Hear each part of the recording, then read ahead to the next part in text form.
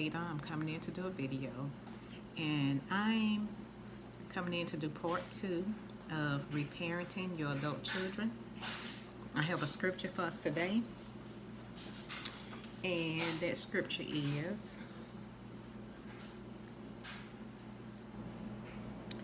Ephesians 6:4, and it says, "Fathers, do not exasperate your children. Instead, bring them up in the training and instruction of the Lord." Okay, so I would think this will go for parents, period. Okay, and the other scripture I would like to reference is Colossians 3:21. And that scripture says,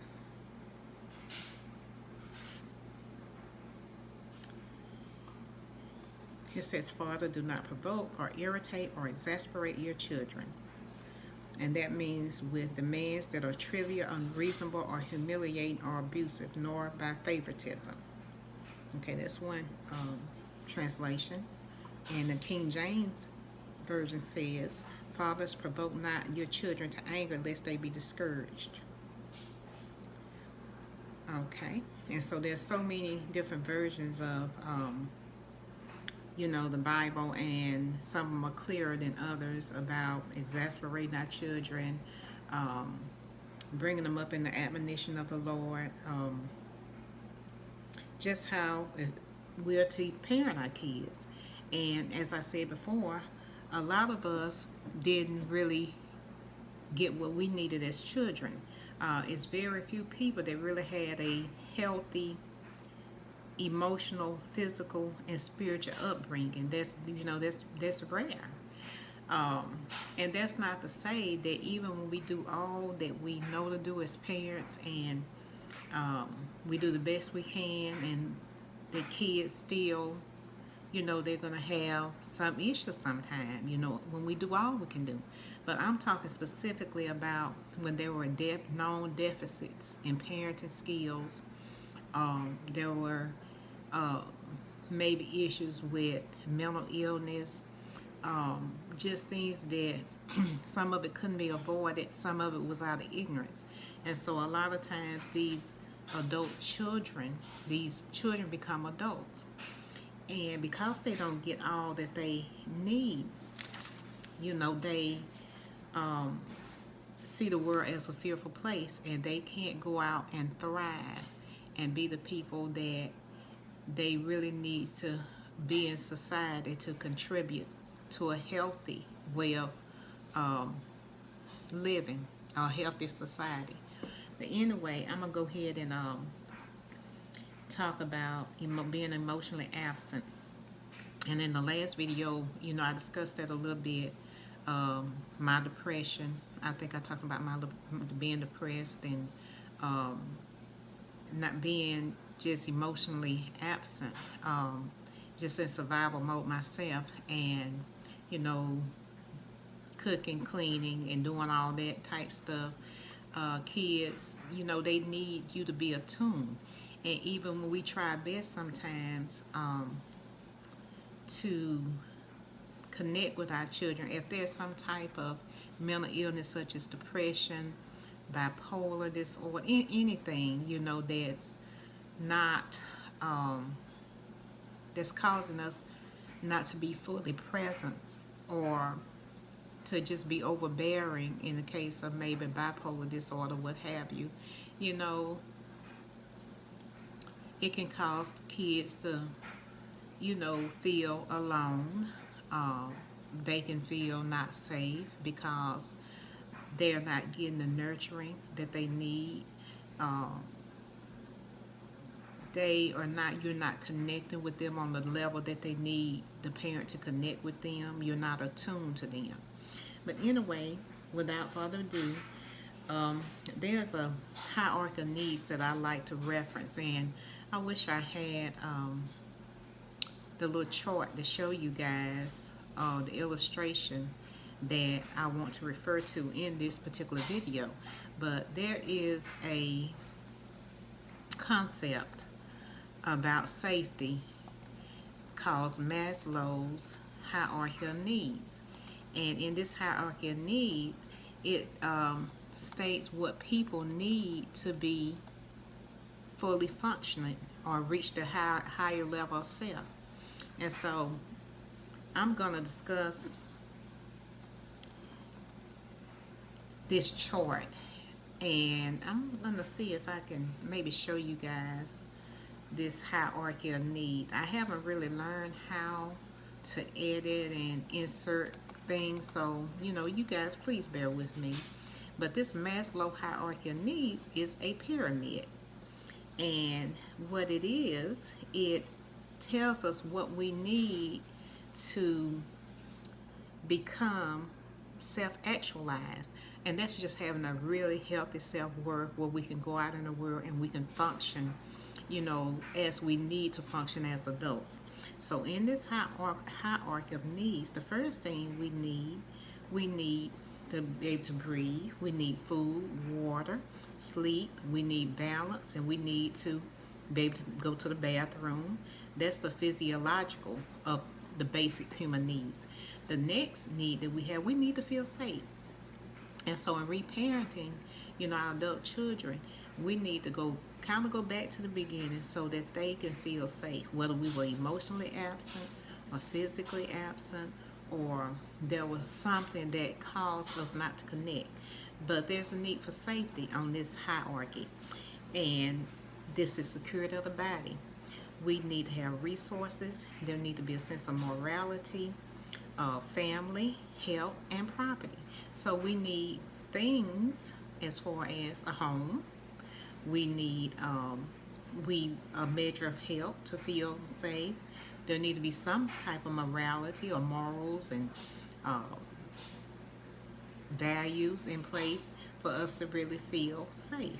Because if you live in a home where anything goes, or there's no boundaries, or everybody crossing everybody's boundaries, that doesn't feel safe. And it helps teach our children not to confront issues or not to say what's uncomfortable, because everybody's kind of doing their own thing and there's no respect, there's lack of boundaries.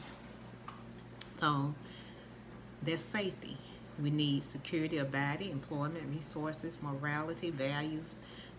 We need our family. We need help, and we need a home. Okay, the love and belonging needs is we need friendship, we need family, and we need intimacy. As a children and adults, they need emotional intimacy with the people that's around them that care about them. Okay, esteem. Okay, we need a healthy self-esteem about ourselves. We need to be confident. We need to achieve. We need to have respect for others. We need to respect others. And that's esteem needs. Okay, self-actualization happens when all those lower level needs are met. And what are the lower level needs? The physiological need, for the basic need, breathing, food, water, balance, to use the bathroom, excretion. What are the next level? Safety needs, employment, resources, values, a home to live in, a family. That's a safety need. A love and belonging need, or friendships, family, intimacy. Our esteem needs, or we need confidence. We need to achieve. We need to be able to achieve things, to learn that it's possible to achieve. We need to be able to have a healthy respect for others. We need to respect ourselves. So those are esteem needs. And the last, the self-actualization comes when we have our morality, we're creative, we have spontaneity, we can solve problems, we can feel safe to go out and explore, we accept the facts, and we contribute to society in a healthy way. Okay, self-transcendence is truth, spiritual, consciousness, or self-awareness. We're aware of ourselves and we're aware of others. And we can show unconditional positive regards for others. Okay, so guys, I'm going to attempt to show you this chart of Maslow's hierarchy of needs, so you can kind of stay with me as I talk about reparenting. Because what happens is, when all those needs are not met, just say, for example, we're raising our children, and we become homeless. Okay, and just say it's not the homelessness, but it's the way that we perceive the homelessness. Okay, let's say that you have a mother who already depressed, and then just say she loses her home. So because she is suffering with a mental illness or depression, she's not going to be able to accurately help her children adapt to that change. Okay, let's bring it down a level. So what happens when you become homeless? Okay, you have no shelter. So that's one of the safety needs. We need shelter. And so with an already situation with someone who's depressed as your caregiver, and then you have another situation where you're homeless, where it's impossible to feel safe. Okay, let's bring it to, let's look at it from a different perspective. Just say you move, the family move into a new city. Maybe dad is unavailable and mom is depressed, or mom has to work.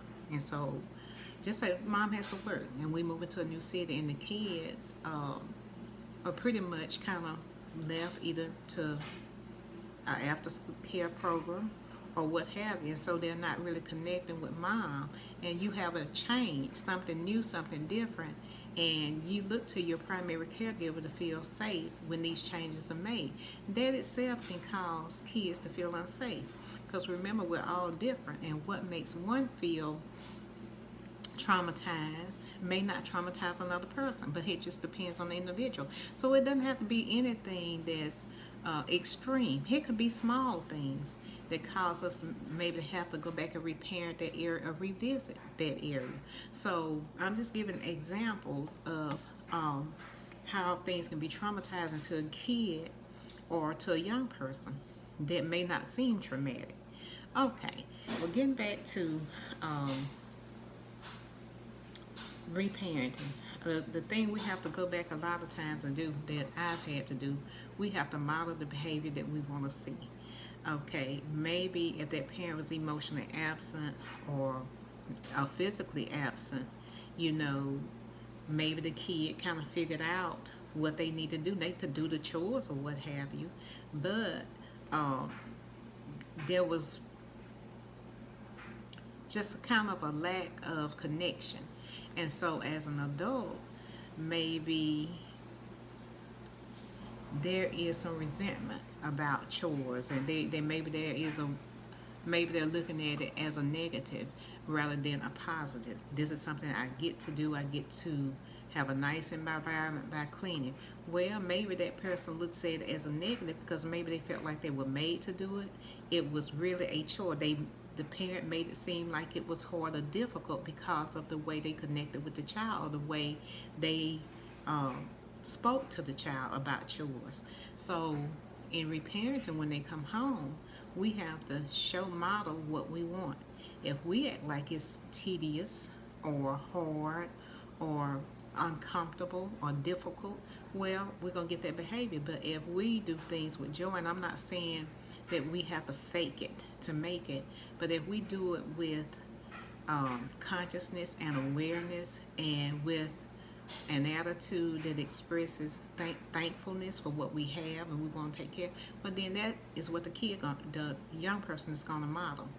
And so to take it a step further, if in other areas, how do we relate to our adult children as adults? Are we relating as respecting them as adults, or are we treating them or undermining them as individuals? Because I feel like children should be treated with a certain level of respect. I'm not going to say treated like a child, because that will undermine everything I'm talking about.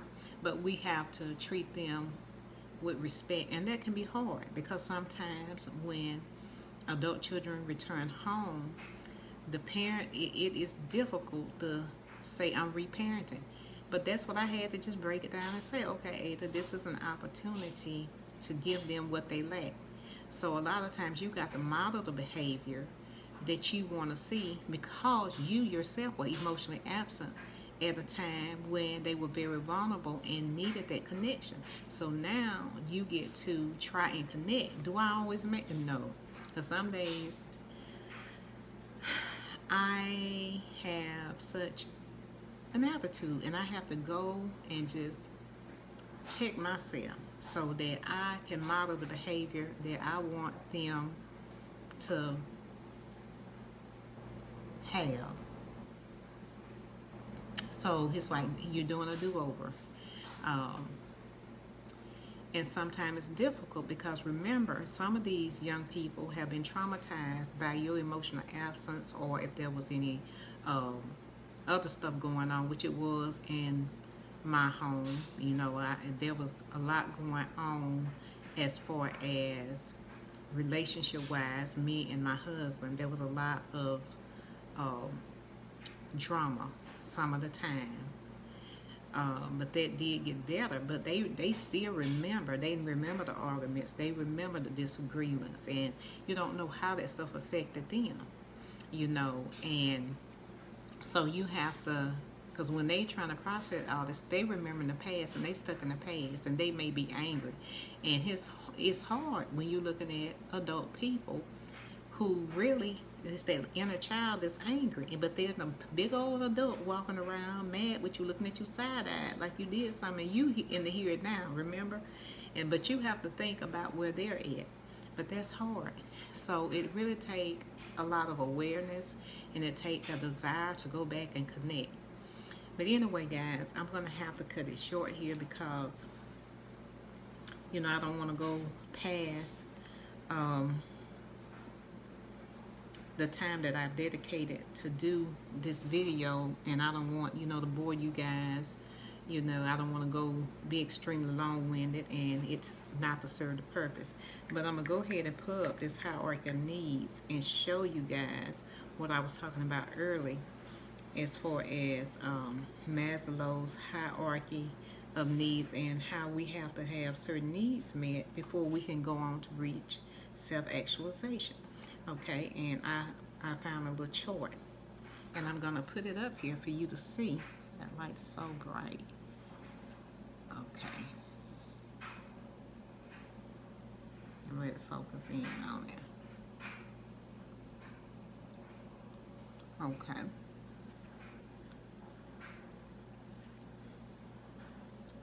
Okay, this is the hierarchy of needs.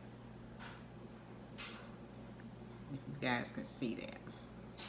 And I'm going to do some charts. And so you have your physiological need met, food, water.